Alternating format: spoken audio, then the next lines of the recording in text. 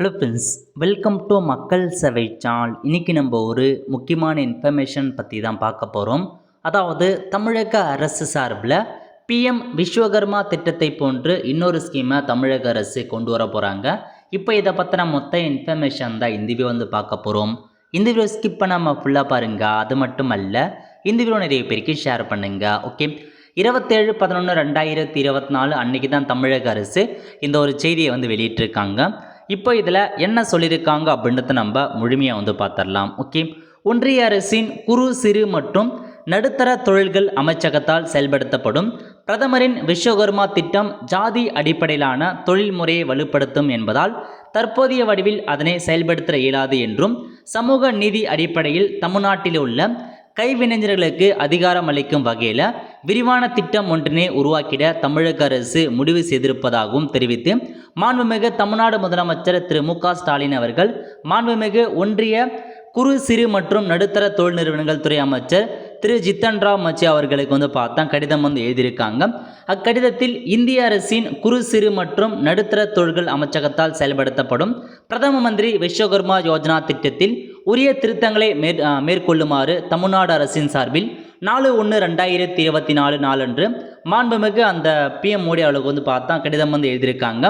ஒன்றிய அரசின் விஸ்வகர்மா திட்டம் ஜாதி அடிப்படையிலான தொழில் முறையை வலுப்படுத்தும் என்பதை கருத்தில் கொண்டு இந்த திட்டத்தை ஆய்வு செய்திட தமிழ்நாடு அரசின் சார்பில் ஒரு குழு அமைக்கப்பட்டதாகவும், இக்குழு விரிவான ஆய்வினை மேற்கொண்டு இத்திட்டத்தில் கீழ்காணும் மாற்றங்களை செய்திட பரிந்துரைத்துள்ளதாகவும் அவற்றை மாண்புமிகு அவர்கள் கவனத்திற்கு கொண்டு தெரிவிச்சிருக்காங்க.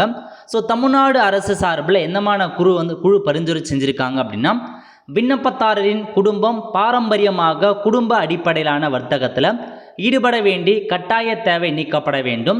அதற்கு பதிலாக வழிகாட்டுதலின் பட்டியலிடப்பட்டுள்ள எந்த ஒரு தொழிலையும் மேற்கொள்ள விரும்பும் எந்த ஒரு நபரும் இந்த திட்டத்தின் கீழ் உதவி பெற தகுதியுடையராக இருக்க வேண்டும் அப்படின்னு மென்ஷன் பண்ணியிருக்காங்க. அதாவது என்ன சஜஷன்ஸ் கொடுத்துருக்காங்க அப்படின்னா, குடும்ப அடிப்படையிலான வர்த்தகத்தில் ஈடுபட வேண்டிய கட்டாய தேவை நீக்கப்பட வேண்டும். அதுக்கு பதிலாக எந்த தொழிலையும் செய்கிறவங்க இந்த ஸ்கீம் மூலம் பெனிஃபிட் ஆகணும் அப்படின்றத இவங்க பரிந்துரை செஞ்சுருக்காங்க. இத்திட்டத்தில் பயன்பெறுவோரின் குறைந்தபட்ச வயது வருமனை 35 உயர்த்தலாம். இதனால் தங்கள் குடும்ப வர்த்தகத்தை தொடர அதனை நன்கறிந்தவர்கள் மட்டுமே இந்த திட்டத்தின் கீழ் பலன்களை பெற முடியும் அப்படின்றத மென்ஷன் பண்ணியிருக்காங்க. குறைந்தபட்ச ஏஜ் லிமிட் 35 மாற்றுங்கன்னு சொல்லியிருக்காங்க. ஸோ நார்மலாக பிஎம் விஸ்வகர்மா ஸ்கீமில் குறைந்தபட்சம் 18 இருந்துச்சு. அதை நீங்கள் குறைந்தபட்சமே 18 வயசாக 35 வயசாக மாற்றுங்க அப்படின்றத சொல்லியிருக்காங்க. கிராமப்புறங்களில் பயனாளிகளை சரிபார்க்கும் பொறுப்பு கிராம பஞ்சாயத்து தலைவருக்கு பதிலாக வருவாய்த்துறையை சேர்ந்த கிராம நிர்வாகரிடம் ஒப்படைக்க வேண்டும் அப்படின்றத சொல்லியிருக்காங்க.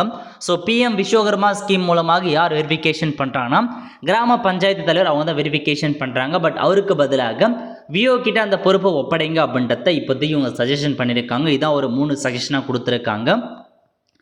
இந்நிலையில் ஒன்றிய அரசின் குறு சிறு மற்றும் நடுத்தர தொழில்கள் அமைச்சகத்திலிருந்து 15/3/2024 அன்று வரப்பட்ட பதிலில் மேற்படி பரிந்துரைக்கப்பட்ட திருத்தங்கள் தொடர்பாக எதுவும் குறிப்பிடப்படவில்லை என தெரிவிச்சிருக்காங்க.